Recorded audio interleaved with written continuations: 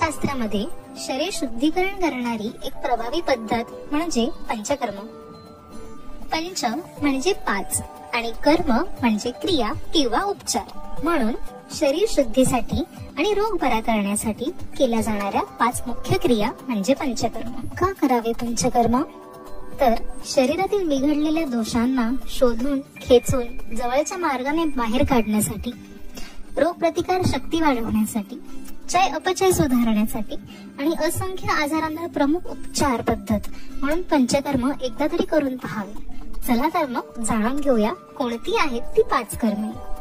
वमन कर्म, यात औषधांच्या मदतीने उलट्या घडवून शरीरातून बिघडलेले दोष बाहेर टाकले जातात। विरेचन कर्म, यात औषधांच्या मदतीने जुलाब करून शरीरातून बिघडलेले दोष बाहेर टाकले जातात। बस्ती कर्म, यात औषधी द्रव्ये गुदमार्ग, मूत्रमार्ग, अपत्य मार्गाद्वारे शरीरात सोडली जातात। नस्य कर्म, यात औषधी द्रव्ये नाकातून शरीरात सोडली जातात।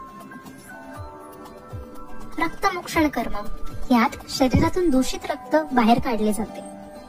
तर पंचकर्म ही एक सुरक्षित आणि प्रभावी उपचार पद्धत आहे, तरीही ते योग्य मार्गदर्शनाखाली आणि अनुभवी तज्ञांद्वारेच करणे आवश्यक आहे।